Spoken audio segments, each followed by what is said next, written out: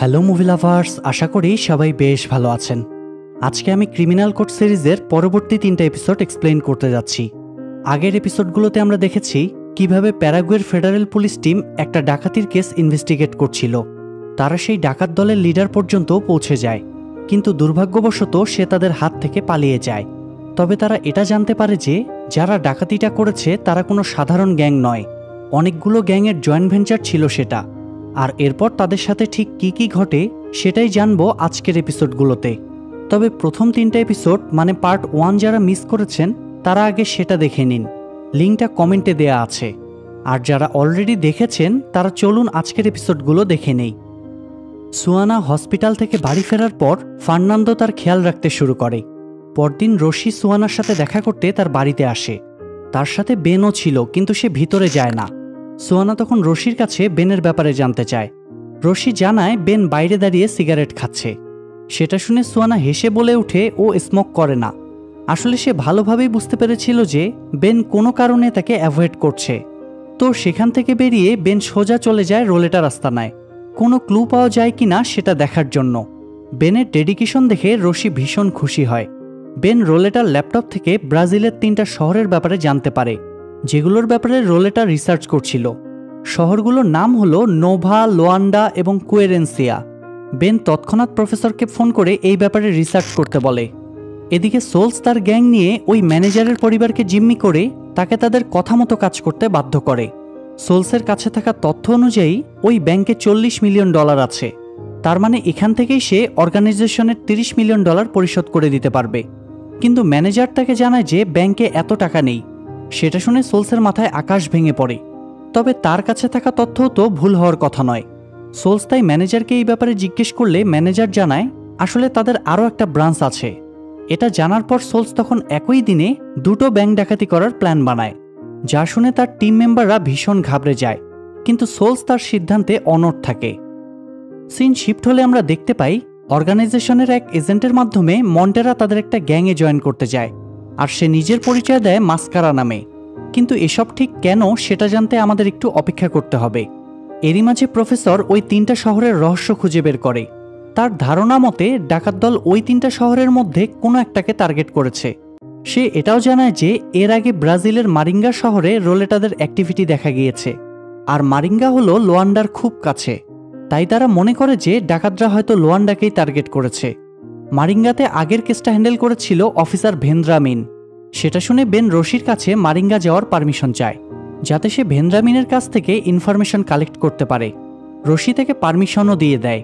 তখন ওয়েলহাম নামে ফেডারেলের নতুন ছেলেটা বেনের সাথে যেতে চায়, কারণ বেনের তো এখন কোনো পার্টনার নেই। কিন্তু রশি তার কথায় রাজি হয় না। তাই সে বিরক্ত হয়ে ইউরির কাছে গিয়ে তার ফ্রাস্ট্রেশনের গল্প শোনাতে শুরু করে।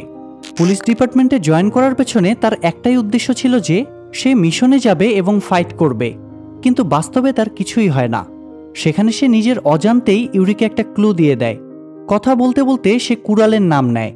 তখন ইউরির মনে পড়ে যে তারা রোলেটার মার্ডারের ক্রাইম সিন থেকে অনেক ধরনের অস্ত্র পেয়েছে, কিন্তু রোলেটাকে যে কুড়ালটা দিয়ে কাটা হয়েছিল সেটা তো খুঁজে পায়নি। তাই ইউরি তাকে নিয়ে কুড়াল খুঁজতে বেরিয়ে পড়ে, আর সৌভাগ্যবশত তারা সেটা পেয়েও যায়। এটা দেখে রশি এবং ইউরি ওয়েলহামের উপর ভীষণ খুশি হয়।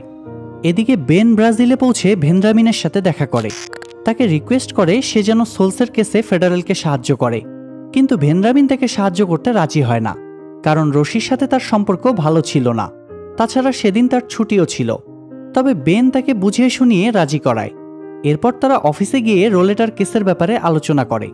সেখানে ভেন্দ্রামিন বেনকে জানায় যে তারা রোলেটাকে ধরার জন্য সব ধরনের প্রস্তুতি নিয়েছিল, কিন্তু সেদিন ডাকাতির পর তারা হঠাৎ উধাও হয়ে যায়। পুলিশ শহর থেকে বেরোনোর সব রাস্তায় পাহারা বসিয়েছিল, কিন্তু কেউ তাদের হদিস পায়নি। তো সেই রাতে হোটেলে ফিরে বেন ওই 3টা শহর নিয়ে রিসার্চ করতে বসে। সেখান থেকে সে একটা অদ্ভুত বিষয় জানতে পারে। সেটা হলো নোভা এবং লোয়ান্ডা শহর পাশাপাশি অবস্থিত, আর নোভা নদীর একদম কাছাকাছি।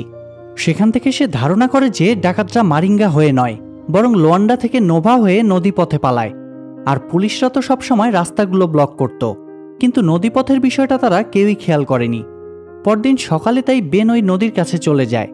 সেখানে সে নদীর পানিতে ডাকাতদের একটা গাড়ি ভেসে উঠতে দেখে, যেটা তারা আগেরবার ডাকাতির সময় ব্যবহার করেছিল। তার মানে তারা গাড়িগুলো পানিতে ভাসিয়ে দিয়ে স্পিডবোটে করে পালিয়ে যেত। বেন তখন ভেন্দ্রামিনকে সঙ্গে নিয়ে ওই গাড়িটা পানি থেকে বের করে আনে। গাড়িটার ব্যাকসিট খুলে ফেলা হয়েছিল যাতে সহজেই সেখানে টাকাগুলো ক্যারি করা যায়। এরপর সিন শিফট হলে আমরা দেখতে পাই মন্টেরাকে ওই গ্যাংয়ের লিডারের কাছে নিয়ে যাওয়া হয়। সেখানে তাকে একটা AK-47 বন্দুক 1 মিনিটের মধ্যে অ্যাসেম্বল করতে বলা হয়। যদি সে কাজটা করতে পারে তাহলে তাকে গ্যাংয়ে নেওয়া হবে। তবে মন্টেরা সবাইকে অবাক করে দিয়ে 1 মিনিটের মধ্যেই তার কাজটা শেষ করে ফেলে। সেটা দেখে লিডার ইমপ্রেস হয়ে যায়। গ্যাংয়ে জয়েন করার পর মন্টেরা ফোনে কাউকে সেখানকার আপডেট জানায়, কিন্তু সেটা ঠিক কে তা জানা যায় না। এদিকে সুয়ানা সুস্থ হওয়ার পর অফিস শুরু করার সিদ্ধান্ত নেয়। সেটা শুনে ফার্নান্দো আপসেট হয়ে যায়। আসলে সুয়ানা তার কাজে ফোকাস করতে গিয়ে পরিবারকে ঠিকঠাক সময় দিতে পারত না। এটা নিয়ে তাদের মধ্যে সেদিন কথা কাটাকাটি হয়। অন্যদিকে বেনরা সেই গ্যারেজের অ্যাড্রেস খুঁজে বের করে যেখান থেকে ডাকাতদের গাড়িটা মডিফাই করা হয়েছিল, কিন্তু সেখানে গিয়ে জিজ্ঞাসাবাদ করলে গ্যারেজের লোকেরা সেটা অস্বীকার করে। তখন বেনরা জায়গাটা তল্লাশি করে সেই ব্যাকসিটগুলো খুঁজে পায়। গ্যারেজের লোকেরা তখন সত্যিটা স্বীকার করতে বাধ্য হয়। এরপর বেন তাদের কাছে জানতে চায় যে কে ওই গাড়িটা মডিফাই করতে দিয়েছিল। গ্যারেজের লোকটা তখন সেই ব্যক্তির ডিটেলস বেনকে দিয়ে দেয়। তারপর তারা অফিসে ফিরে ওই লোকটার ব্যাপারে রিসার্চ করে, কিন্তু ওই নামের কাউকেই তারা খুঁজে পায় না। তার মানে ডাকাতরা হয়তো নকল নামে কাজটা করিয়েছিল। এরই মাঝে বেনের কাছে একটা ফোন আসে। সেখান থেকে সে জানতে পারে যে ওই ডাকাত ড্রাইভার একসাথে 6টা গাড়ি কিনেছে। সেটা শুনে ভেন্দ্রামিন হতবাক হয়ে যায়। তারা বুঝতে পারে যে ডাকাতরা এবার অনেক বড় কিছু প্ল্যান করছে। তখন ভেন্দ্রামিন তার টিমের সাথে বিষয়টা ডিসকাস করে। তারা ডাকাতি হওয়ার আগে পুরো এরিয়াটা সিকিউর করতে চাচ্ছিল, কিন্তু তার টিম এতে রাজি হয় না। কারণ শহরের ভেতর যদি ডাকাতদের সাথে পুলিশের সংঘর্ষ হয় তাহলে শহরের মানুষের ক্ষতি হতে পারে। তাছাড়া লোয়ান্ডার পুলিশের সংখ্যাও কম। এসব নিয়ে তাদের মধ্যে তর্ক বিতর্ক শুরু হয়। অবশেষে ভেন্দ্রামিন ওই এরিয়ার সবগুলো রোড ব্লক করার জন্য তার টিমকে রাজি করিয়ে ফেলে। তখন বেন সবাইকে জানায় যে ডাকাতরা রোড দিয়ে নয় বরং নদী দিয়ে পালানোর প্ল্যান করছে, কিন্তু কেউ তার কথা মানতে চায় না, এমনকি ভেন্দ্রামিনও নয়। তাই বেন আর কথা না বাড়িয়ে সেখান থেকে বেরিয়ে যায়। অন্যদিকে রশিরা বেনের কোনো খোঁজ পায় না। তখন রশি সবাইকে ওয়ার্নিং দেয় যে বেন যদি কারোর সাথে যোগাযোগ করার চেষ্টা করে তাহলে যেন তাকে কেসের কোনো তথ্য দেওয়া না হয়, কারণ তাকে এই কেস থেকে বের করে দেওয়া হয়েছে। সেটা শুনে সুয়ানা বেশ চিন্তায় পড়ে যায়। আর এখন যেহেতু তার কোনো পার্টনার নেই তাই সে একাই তদন্তের জন্য বের হওয়ার সিদ্ধান্ত নেয়। তখন ইউরি নিজ থেকে সুয়ানার সাথে যেতে চায়। তবে সুয়ানার একটু সন্দেহ হচ্ছিল যে ইউরি আদৌ ফিল্ডে কাজ করতে পারবে কিনা, কারণ সে আগে কখনোই ফিল্ডে যায়নি। তবুও ইউরির কথায় সে রাজি হয়। তখন মন্টেরাও তার সাথে যেতে চায়, কারণ সে ওই ডাকাত দলের ব্যাপারে অনেক কিছুই জানত। এদিকে বেন সেই নদীর কাছে গিয়ে একজন মাঝিকে কিছু টাকা দিয়ে ওই ডাকাতদের উপর নজর রাখতে বলে। অন্যদিকে সুয়ানারাও সেখানে এসে নদীর পাশের রাস্তায় বেনের গাড়িটা পার্ক করা দেখতে পায়। তখন তারা নদীর দিকে এগিয়ে যায়। সেই সুযোগে মন্টেরা লুকিয়ে বেনের গাড়িতে একটা ট্রাকার লাগিয়ে দেয়। নদীর পাড়ে গিয়ে তারা বেনকে দেখতে পায়। তাকে দেখে সুয়ানা ভীষণ রেগে যায়, কারণ সে অসুস্থ জেনেও বেন একটাবারও তার খোঁজ খবর নেয়নি। এরপর সে বেনের কাছে জানতে চায় যে সে কাউকে কিছু না জানিয়ে কোথায় গায়েব হয়ে গিয়েছিল। উত্তরে বেন বলে সে খোঁজ পেয়েছে যে আগামীকালকেই ডাকাতি হতে যাচ্ছে, আর এটা যেহেতু অনেক রিস্কি তাই সে কাউকে বিপদে ফেলতে চায়নি। সেটা শুনে সুয়ানা আরও বেশি ক্ষেপে যায়।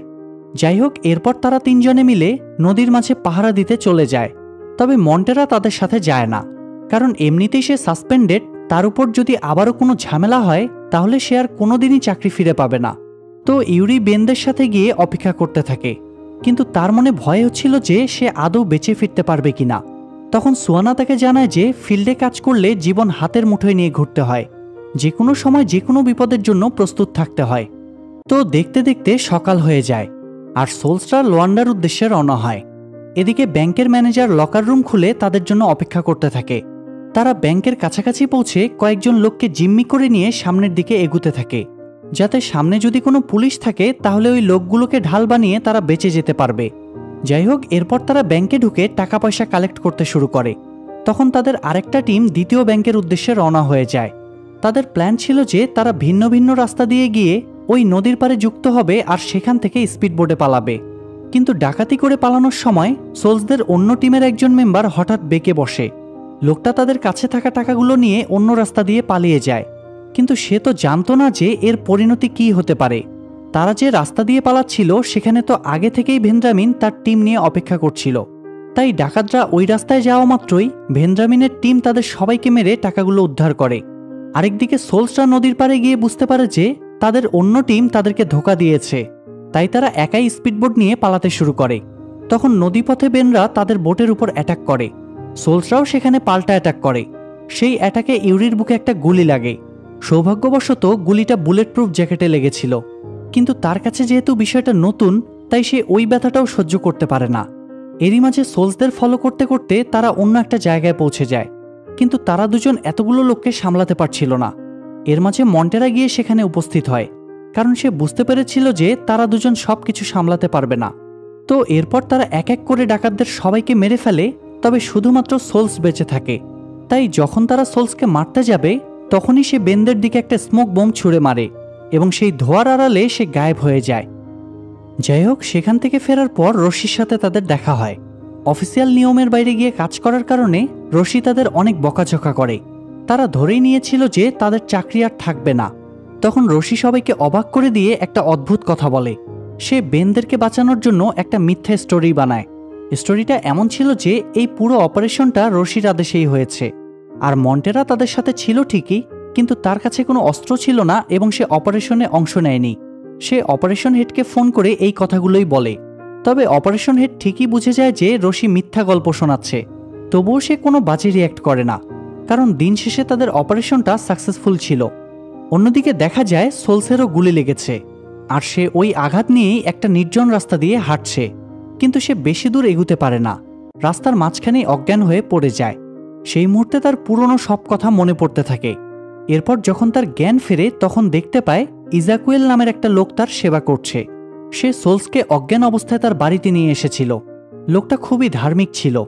সে সোলসকে চিনত না ঠিকই, কিন্তু তার শরীরের আঘাত দেখে সে বুঝে যায় যে সোলস নিশ্চয়ই কোনো অপরাধের সাথে জড়িত। তাই সে সোলসকে ধর্মের দিকে ফিরে আসতে বলে। সোলসের ক্ষেত্রেও একটা অদ্ভুত বিষয় শুরু থেকেই লক্ষ্য করা যায়। সেটা হলো সে এত বড় একজন গ্যাংস্টার হওয়া সত্ত্বেও বেশ ধার্মিক ছিল। সে সবসময় তার সাথে একটা বাইবেল ক্যারি করত, আর সুযোগ পেলেই সেটা পড়ত।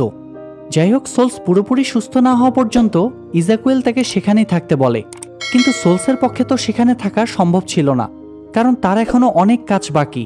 তাই সে ইজাকুয়েলকে কিছু না জানিয়েই তার জন্য অনেকগুলো টাকা রেখে সেখান থেকে চলে যায়। এদিকে জন্মদিন উপলক্ষে সুয়ানার বাড়িতে একটা পার্টির আয়োজন করা হয়। সেই পার্টিতে তার অফিসের সবাই উপস্থিত হয়। সেখানে গিয়েও ইউরি আগের দিনের ঘটনার কথা ভুলতে পারছিল না। ফিল্ডে গিয়ে তাকে যে ভয়ঙ্কর পরিস্থিতিতে পড়তে হয়েছিল সে ওই ভয় কাটিয়ে উঠতে পারছিল না। তখন বেন গিয়ে তাকে সামলে নেয়। সেই পার্টিতে সুয়ানার বোনের সাথে বেনের দেখা হয়। সুয়ানার বোন বেনের উপর বেশ ইন্টারেস্ট দেখাচ্ছিল, তাই বেনও তাকে সুযোগ করে দেয়। সেখানে তাদের মধ্যে বেশ ঘনিষ্ঠতা তৈরি হয়, আর সেটা দেখে সুয়ানার খুব খারাপ লাগে। তো পরদিন অফিসে যাওয়ার পর অপারেশন হেড মন্টেরাকে ডেকে অনেক বকাঝকা করে, কারণ সে পারমিশন না নিয়ে রশির টিমকে সাহায্য করতে চলে গিয়েছিল। তবে তার কথাগুলোর কোনো ইফেক্ট পড়ে না মন্টেরার উপর, কারণ এতদিন সে অনেক বোঝানোর চেষ্টা করেছে যে তাকে ফিরে যেতে দেওয়া হলে সে সবার হেল্প করতে পারবে, কিন্তু কেউ তার কথায় পাত্তা দেয়নি। তাই এখন সে নিজের মতো করে চলার সিদ্ধান্ত নিয়েছে।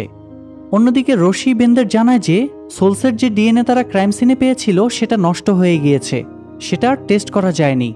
তবে ওই ডিএনএ স্যাম্পলগুলোর মধ্যে তারা ফিলিপ নামের একটা ছেলের স্যাম্পল পেয়েছে। রশি এটাও জানায় যে ওই ছেলেটা তার বন্ধুদের নিয়ে একটা হোটেলে উঠেছে, তাই সে বেন এবং সোয়ানাকে হাজব্যান্ড ওয়াইফ সাজিয়ে ওই হোটেলে পাঠানোর সিদ্ধান্ত নেয়, যাতে তারা ওই ছেলের কাছ থেকে আরও ইনফরমেশন বের করতে পারে।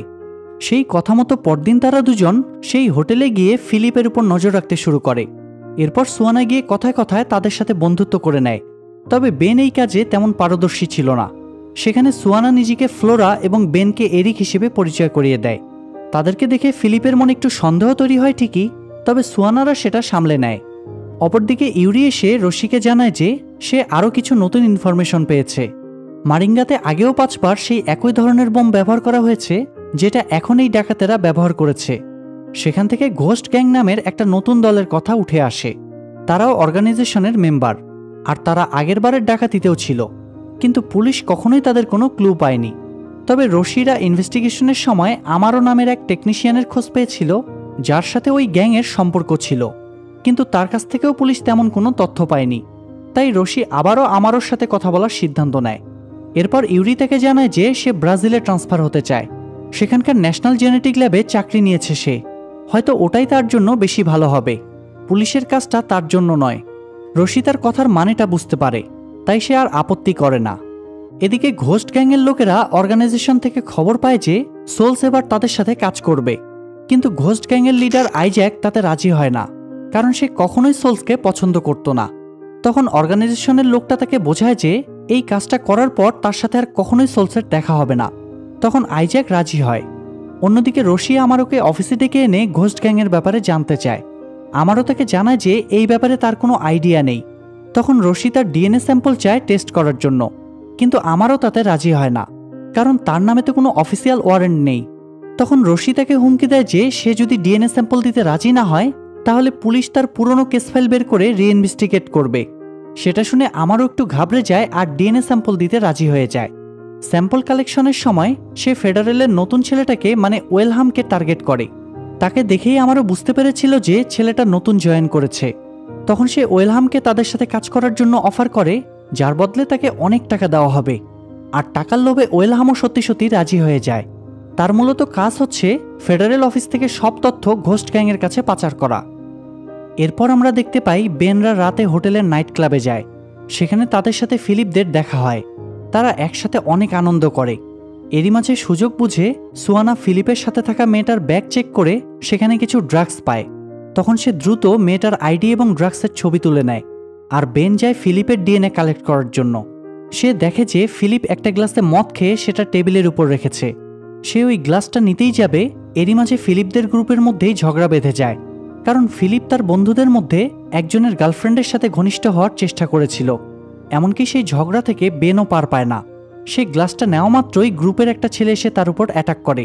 তখন তার হাত থেকে গ্লাসটা পড়ে ভেঙে যায়, কিন্তু পরবর্তীতে আবার তাদের মধ্যে সবকিছু ঠিকঠাক হয়ে যায়। আর ততক্ষণে বেন ওই ছেলেগুলোর সাথে ভালো বন্ধুত্ব করে নেয়। পরদিন সকালে সুয়ানা বেনকে জানায় যে সে ওই মেয়েটার ব্যাপারে খোঁজ খবর নিয়েছে। মেয়েটার নাম হলো সিনথিয়া। সে একটা স্টোরে সেলস গার্ল হিসেবে চাকরি করে, কিন্তু তার বিলাসবহুল লাইফস্টাইল দেখে মনে হয় সে হয়তো কোনো বড় বিজনেস উম্যান। বিষয়টা বেনদের কাছে সন্দেহজনক মনে হয়, তাই তারা আরও ভালোভাবে বিষয়টা খতিয়ে দেখতে শুরু করে। এদিকে সোলস ঘোস্ট গ্যাংয়ের এরিয়াতে পৌঁছানোর পর গ্যাংয়ের একজন লোক এসে তার মুখে কাপড় বেঁধে তাকে সঙ্গে নিয়ে যায়, যাতে সে ওই এরিয়া চিনতে না পারে। মূল স্থানে পৌঁছানোর পর আইজ্যাক তাকে জানায় যে তারা একসাথে কাজ করছে ঠিকই, কিন্তু সোলসকে সবসময় তার কথা মতোই চলতে হবে। তবে সোলসের কাছে বিষয়টা ভালো লাগে না, কারণ সে আইজ্যাকের তুলনায় অনেক বেশি স্মার্ট এবং অ্যাক্টিভ ছিল। কিন্তু তার হাতে যেহেতু বেশি সময় ছিল না, তাই সে আইজ্যাকের কথায় রাজি হয়ে যায়। অন্যদিকে সুয়ানা গিয়ে সিনথিয়ার সাথে দেখা করে। সে সিনথিয়াকে জানায় যে তার সাথে এরিকের ঝগড়া হয়েছে। সিনথিয়া তখন সুয়ানাকে তার বেডরুমে নিয়ে যায়। সেখানে কথায় কথায় সুয়ানা বলে যে তার এখন একটু ড্রাগস নেওয়ার প্রয়োজন। তাই সে সিনথিয়াকে জিজ্ঞেস করে তার কাছে কোনো ড্রাগ পাওয়া যাবে কিনা। সিনথিয়া তখন তার জন্য ড্রাগস আনতে চলে যায়, আর ফিরে এসে দেখে সুয়ানা তার দিকে গান পয়েন্ট করে দাঁড়িয়ে আছে। সেটা দেখে সে ভীষণ ঘাবড়ে যায়। এরপর সুয়ানা তার কাছে জানতে চায় যে ফিলিপের সাথে তার কী সম্পর্ক, আর সে ওই ডাকাতদের ব্যাপারে কতটুকু জানে। সিনথিয়া প্রথমে পুরো বিষয়টা অস্বীকার করে। তখন সুয়ানা তাকে হুমকি দেয় যে সে যদি নিজ থেকে সবকিছু স্বীকার না করে তাহলে সেও ফিলিপদের সাথে ডাকাতির কেসে ফেঁসে যাবে, আর এতে সে আর তার মাকে বাকি জীবনটা জেলেই কাটাতে হবে। মায়ের কথা শুনে সিনথিয়া ভয় পেয়ে যায়, কারণ এই পৃথিবীতে আপন বলতে একমাত্র মাই ছিল তার। তাই সে সবকিছু স্বীকার করতে চায়। সুয়ানা তাকে আশ্বস্ত করে যে তার কোনো কথা রেকর্ড করা হবে না, আর তাকে এই কেস থেকে দূরে রাখা হবে। তখন সিনথিয়া জানায় যে তার এই বিলাসবহুল লাইফস্টাইলের পিছনে ফিলিপের হাত আছে। সে সিনথিয়ার নামের আড়ালে তার অবৈধ প্রপার্টিগুলো প্রোটেক্ট করত। একদিন সে ফিলিপের সাথে তার বন্ধু কাউয়ার বাড়িতে যায়। সেখানে তার সাথে টার্কাও নামের একটা লোকের দেখা হয়। কাউয়ারা তাকে গডফাদার হিসেবে মানত। সেই লোকটাই মূলত ফিলিপদের সাথে সোলসের পরিচয় করিয়ে দেয়, আর তারপর তারা প্যারাগুয়ের ওই ব্যাংক ডাকাতিতে অংশ নেয়। আর এই তথ্যের উপর ভিত্তি করে সুয়ানারা তখন ফিলিপদের অ্যারেস্ট করে, সেই সাথে সিনথিয়াকেও। সিনথিয়া বিষয়টা মেনে নিতে পারে না, কিন্তু সুয়ানারও কিছু করার ছিল না। যাই হোক, ফিলিপদের অ্যারেস্ট হওয়ার খবরটা তৎক্ষণাৎ পৌঁছে যায় আমারোর কাছে। তখন সে দ্রুত ঘোস্ট গ্যাংয়ের কাছে গিয়ে বিষয়টা জানায়। সেই সাথে সে এটাও জানায় যে পুলিশরা তার ডিএনএ স্যাম্পল কালেক্ট করেছে এবং সেখান থেকে সে তাদের সাথে কাজ করার জন্য নতুন একটা লোকও পেয়েছে। তবে গ্যাংয়ের লিডার আইজ্যাক তার কথায় পুরোপুরি বিশ্বাস করতে পারছিল না, কারণ পুলিশরা তাদেরকে ধরার জন্য যে কোনো ষড়যন্ত্র করতে পারে। তবে আমারও তাকে আশ্বস্ত করে যে ওই ছেলেটা তাদের কোনো ক্ষতি করবে না। এদিকে ফিলিপদের অ্যারেস্ট করে অফিসে ফেরার পর সুয়ানা জানতে পারে যে প্রফেসর টার্কাও নামের ওই গডফাদারের ব্যাপারে সব ইনফরমেশন বের করে ফেলেছে। লোকটা এর আগে 3 বার বিভিন্ন কেসে অ্যারেস্ট হয়েছে, আর বর্তমানে সে পন্টাপড়া নামের একটা এলাকায় বসবাস করছে। তাই রশি এবার তাদেরকে সেখানকার উদ্দেশ্যে রওনা হতে বলে। এরপর সিন শিফট হলে আমরা দেখতে পাই মন্টেরার কাছে সেই গ্যাংয়ের ফোন আসে। তারা খবর পেয়েছিল যে ফেডারেল পুলিশ যে কোনো সময় টার্কাওয়ের বাড়িতে অ্যাটাক করতে পারে, তাই তারা সেখানে গিয়ে পুলিশের উপর অ্যাটাক করার প্ল্যান বানায়, আর মন্টেরাকেও তাদের সাথে যেতে বলে। মন্টেরা তখন তাদের সাথে যেতে রাজি হয়ে যায় এবং তারা সবাই টার্কাওয়ের বাড়ির উদ্দেশ্যে রওনা হয়। তবে ততক্ষণে বেন সেখানে পৌঁছে টার্কাওয়ের কাছে সোলস এবং কাওয়ার ব্যাপারে জিজ্ঞাসাবাদ করতে শুরু করে। এমন সময় সেখানে টার্কাওয়ের মেয়ে চলে আসে, তবে টার্কাও তাকে কিছু বুঝতে দেয় না। কিন্তু সে বেনদের কিছু বলার আগেই মন্টেরাদের গ্যাং সেখানে পৌঁছে তাদের উপর অ্যাটাক করে। তারা টার্কাওয়ের মেয়েকে জিম্মি করে নেয়। তখন বেন এবং সুয়ানা ওই মেয়েটাকে বাঁচানোর চেষ্টা করে, কিন্তু তারা কিছু করে ওঠার আগেই টার্কাও ওই লোকগুলোর সামনে গিয়ে তাদেরকে গুলি করতে শুরু করে। তখন অপরপক্ষ থেকেও টার্কাওয়ের উপর গুলি চালানো হয়, যার ফলে সে সেখানেই মারা যায়। এরই মাঝে ডাকাতদের একজন পিছন থেকে সুয়ানাকে গুলি করতে গেলে তখনই মন্টেরা গিয়ে সেই লোকটাকে মেরে ফেলে। তাদের সবার মুখে যেহেতু মাস্ক পরা ছিল, তাই সুয়ানা এখানে মন্টেরাকে চিনতে পারে না। কিন্তু তার কাছে বিষয়টা অদ্ভুত লাগে যে ডাকাত দলের লোক কেন তাকে বাঁচাতে যাবে। মিশন শেষে দেখা যায় মন্টেরা ফোনের মাধ্যমে কাউকে সবকিছুর আপডেট দেয়, কিন্তু লোকটা ঠিক কে সেটা এখনো জানা যায় না। তবে এটা স্পষ্ট বোঝা যায় যে সে কারো অর্ডারে বাধ্য হয়ে ওই গ্যাংয়ে জয়েন করেছে, যাতে গ্যাংয়ের ভেতরকার তথ্যগুলো বের করতে পারে। এদিকে প্রফেসর মামুটোর ফোন থেকে অনেক ইনফরমেশন পেয়েছে। সে বেনদের জানায় যে প্যারাগুয়ের ব্যাংক ডাকাতির আগেও মামুটো বেশ কয়েকবার ব্রাজিল এবং প্যারাগুয়েতে ডাকাতি করেছে, আর তারা পরবর্তীতে যে ডাকাতির প্ল্যান করছিল সেটা আগের ডাকাতিগুলো থেকেও কয়েক গুণ বড়। বেনও তার কথায় সহমত পোষণ করে, কারণ পার্ট 1-এ আলভি নামের ছেলেটাও তাকে একই কথা বলেছিল। তবে এইসব রহস্যের চাবি ছিল টার্কাওয়ের কাছে, কিন্তু দুঃখের বিষয় সে তো আর বেঁচে নেই। তবে তারা টার্কাওয়ের মেয়ের কাছ থেকে জানতে পেরেছিল যে তার বাবা ব্রাজিলের মাতোগ্রোসো জেলে বেশ কয়েক বছর বন্দী ছিল। তাই সুয়ানা তখন প্রফেসরের কাছে জানতে চায় যে সে সেখানকার পুলিশ ডাটাবেস থেকে তথ্য বের করতে পারবে কিনা। প্রফেসর জানায় যে ওই জেলে কোনো অনলাইন ডাটাবেস মেনটেন করা হয় না, তাদের সবকিছু ফাইলে বন্দী। তখন বেন আর সুয়ানা রশির পারমিশন নিয়ে সেই মাতোগ্রোসো শহরের উদ্দেশ্যে রওনা হয়। সেখানে পৌঁছানোর পর তাদেরকে ডাটা রুমে নিয়ে যাওয়া হয়। সেখানে তারা শত শত ফাইল পড়ে থাকতে দেখে।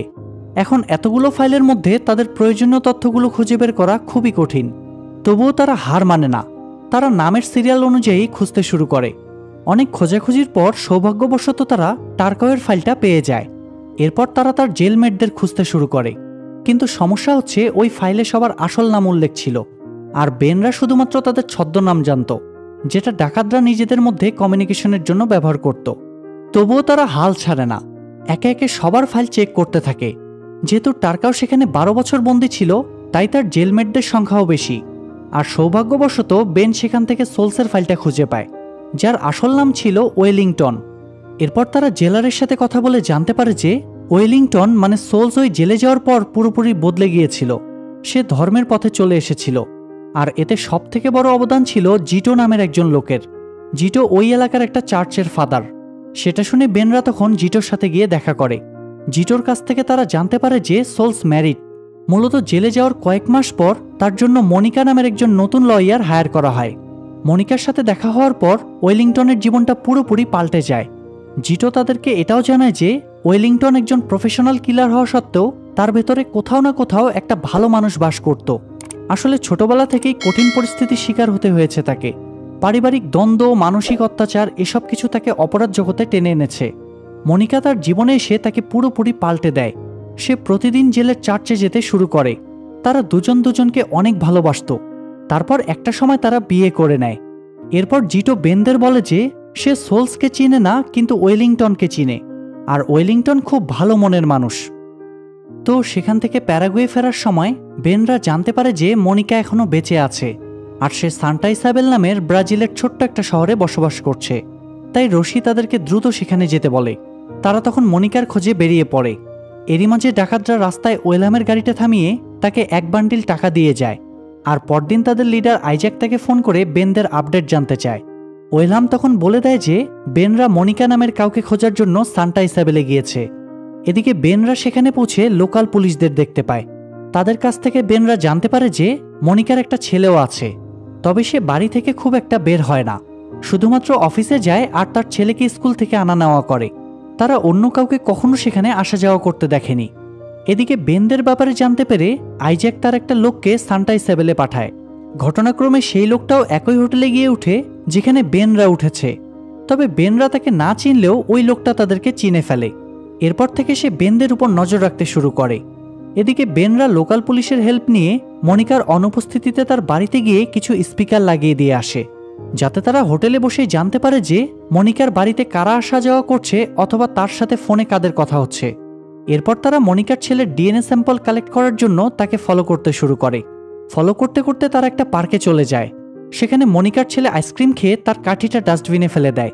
তখন বেন গিয়ে সেটা তুলে আনে, আর এই পুরোটা প্রমাণ হিসেবে সুয়ানা ভিডিও রেকর্ড করে রাখে। ডিএনএ স্যাম্পল কালেক্ট করার পর সেটা ব্রাজিলের ন্যাশনাল জেনেটিক ল্যাবে টেস্ট করার জন্য পাঠানো হয়। সেটা জেনে ল্যাবের মেইন টেকনিশিয়ান ভীষণ খুশি হয়। সেই ল্যাবেই ইউরি জয়েন করেছিল, আর সে ব্রাজিল থেকেই ফেডারেলের কেসে সাহায্য করতে শুরু করে, যার মাধ্যমে ব্রাজিল অথরিটিও ডিএনএ স্যাম্পলকে গ্রহণযোগ্য প্রমাণ হিসেবে গণ্য করতে শুরু করে। এদিকে আমরা দেখতে পাই আইজ্যাকের পাঠানো লোকটা বেনের অনুপস্থিতিতে তার রুমে ঢুকে সেখানে স্পিকার লাগিয়ে দেয়, আর সেই সাথে তার ব্যাপারে যতদূর সম্ভব তথ্য কালেক্ট করতে শুরু করে। এরই মাঝে বেনরা সেখানে চলে আসে, কিন্তু তারা লোকটাকে দেখার আগেই সে জানালা দিয়ে পালিয়ে যায়। আরেকদিকে সোলস জানতে পারে যে আইজ্যাক তার একটা লোককে সানটাইসেবেলে পাঠিয়েছে। তখন সে মনে করে যে তারা হয়তো তার পরিবারের ক্ষতি করতে চাচ্ছে, তাই সে দ্রুত সানটাইসেবেলে গিয়ে সেই লোকটাকে পাকড়াও করে। তখন লোকটা তাকে জানায় যে সে তার পরিবারের কোনো ক্ষতি করতে চায় না, বরং সে ফেডারেল এজেন্টদের হাত থেকে তাদেরকে প্রোটেক্ট করার চেষ্টা করছে। সে সোলসকে জানায় যে বেনরা মনিকার বাড়িতে স্পিকার সেট করেছে আর তার ছেলের ডিএনএও নিয়েছে। এটা শুনে সোলস ভীষণ রেগে যায়, কারণ তার পরিবারের উপর কেউ চোখ তুলবে সেটা সে মেনে নিতে পারে না। তখন সে লুকিয়ে মনিকার বাড়িতে গিয়ে একটা পার্সেল রেখে চুপচাপ বেরিয়ে আসে, কারণ সে জানতো যে সে কথা বললেই বেনরা জেনে যাবে। সেখান থেকে বের হয়ে সে মনিকাকে ফোন করে কৌশলে ওই পার্সেলটার কাছে যেতে বলে, আর ওই পার্সেলের প্যাকেটে লেখা ছিল যে তার বাড়িতে স্পিকার লাগানো হয়েছে। মনিকা তখন বিষয়টা বুঝতে পারে। এরপর সোলস তার সাথে এমনভাবে কথা বলে যে বেনরা বুঝতেই পারে না সে ওই শহরেই আছে। তবে বেনরা তখন প্রফেসরের মাধ্যমে লোকেশন ট্রেস করে জানতে পারে যে সোলস ওই শহরেই একটা গোডাউনে আছে। বেনরা তখন লোকাল পুলিশকে বিষয়টা জানিয়ে সেই জায়গার উদ্দেশ্যে রওনা হয়। তবে তাদের আগেই লোকাল পুলিশরা সেখানে পৌঁছে যায়। সেখানে গিয়ে দেখে সোলস সেখান থেকে চলে গিয়েছে, আর সেখানে একটা টাইম বম সেট করে রেখে গিয়েছে যেটা কিছুক্ষণের মধ্যেই ফেটে যাবে। ফলে বেনরা সেখানে পৌঁছতে না পৌঁছতেই বোমটা ব্লাস্ট হয়ে যায়, আর লোকাল পুলিশ অফিসাররাও তাতে মারা যায়। বেনরা বুঝতে পারছিল না যে তাদের ব্যাপারে সোলস জানলো কিভাবে। তারা ধরে নেয় যে তাদের টিমের কেউ হয়তো সোলসকে সাহায্য করছে, আর তাদের সন্দেহ যায় মন্টেরার উপর। এদিকে মন্টেরা তার গ্যাংয়ের সাথে মিলে ডাকাতির প্ল্যানিং করতে থাকে, আর সেই সাথে তার গ্যাংয়ের লোকদের উপর নজর রাখতে থাকে। এরপর ডাকাতির দিন ঘোস্ট গ্যাংয়ের সবাই ফেডারেল পুলিশের পোশাকে একটা শিপিং কোম্পানিতে অ্যাটাক করে, কারণ তারা খবর পেয়েছিল যে সেখান থেকে গোল্ডের শিপমেন্ট পাঠানো হবে। তারা গিয়ে সেখানকার এমপ্লয়ীদের জিম্মি করে তাদের মধ্য থেকে একজনকে নিয়ে সেই গোল্ডের কন্টেনার খুঁজে বের করে। সেখান থেকে তারা 1 টনেরও বেশি গোল্ড পায়, কিন্তু সেটা নিয়ে বেরোনোর সময় বাধে বিপত্তি। গোল্ডের ওজন বেশি হওয়ায় তারা গাড়ি নিয়ে এগুতে পারছিল না। তখন সোলস বাকিদের গাড়ি থেকে নেমে যেতে বলে যাতে গাড়িটা একটু হালকা হয়। তখন বাকিরা অন্য গাড়িতে চলে যায়, আর সোলস গোল্ড বারগুলো নিয়ে সেখান থেকে বেরিয়ে আসে। কিন্তু প্রশ্ন হচ্ছে, ডাকাতি তো ঘোস্ট গ্যাং করলো, তাহলে মন্টেরার গ্যাং কোথায়? আর বেনরা কি এবার সোলসকে খুঁজে বের করতে পারবে? সেসব আমরা জানতে পারবো পরের ভিডিওতে। আর পরের ভিডিওটাই যেহেতু শেষ ভিডিও, তাই কোনোভাবেই সেটা মিস করবেন না, তাহলে কিন্তু আসল রহস্যটাই অজানা থেকে যাবে। যাই হোক, লাইক কমেন্টের কাজটা সেরে ফেলুন, আর চ্যানেলে নতুন হয়ে থাকলে সাবস্ক্রাইব করে বেল বাটনটি অল প্রেস করে রাখুন।